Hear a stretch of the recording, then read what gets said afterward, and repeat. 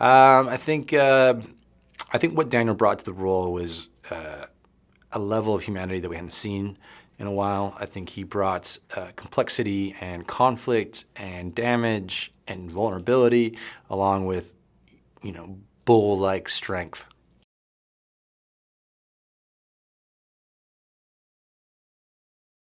I think the opportunity to direct a Bond film, on one hand, just like kind of on the sort of childhood dream side, is a career high, obviously, and then obviously this is the biggest film I've ever directed. It was like the most pressure I think came from the fact that it was the biggest film, not even the budget and all those kind of things. So I think it meant a lot to try to deliver something that people would want to see. Prior to this, I'd made films that were kind of more driven by the story I was trying to tell, in terms of like trying to open up a story that people hadn't seen before. That's about immigration or child soldiers, but I think this was a whole nother endeavor entirely. And so I think it was just also just a major honor to be able to do Daniel's last film as Bond.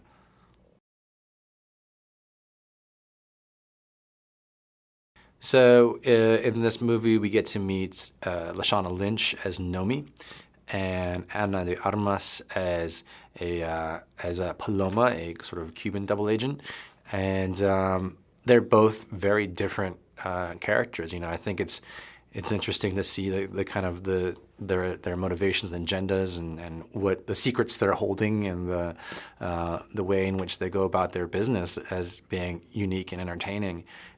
We also get to see Madeline Swan come back again, which is historic within the Bond films, and deepen her character and come to understand why she is the perfect match for Mr. James Bond, Commander James Bond.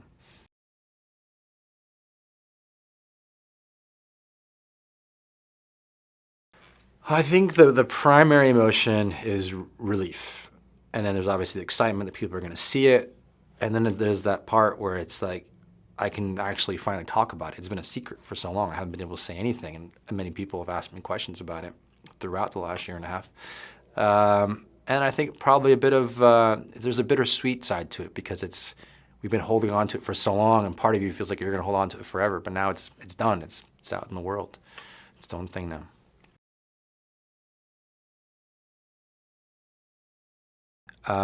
If I could have shot the whole film in IMAX, I probably would have. Every time I saw dailies on the IMAX camera, it's pretty incredible. Tom Cross, the editor, just posted a picture on Instagram, just one image from the print side of an IMAX print, and you're just looking at a beautiful, beautiful thing. There's nothing like shooting on film, and then there's definitely nothing like shooting on 15 per IMAX. So I'm rolling and rolling with it.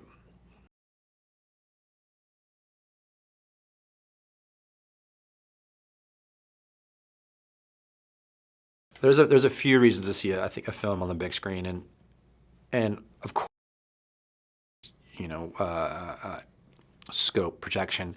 But for me, the biggest part about going to the cinema is not necessarily the size of the screen, but the idea of the collective experience of watching a movie. And I think if there's anything we've missed over the last year and a half, it is that experiencing things in groups, experiencing things together, being in the same room with people, and feeling that sort of the amplifying energy of the laughter, of the fear, of the thrill. There's no way the home experience can ever replicate.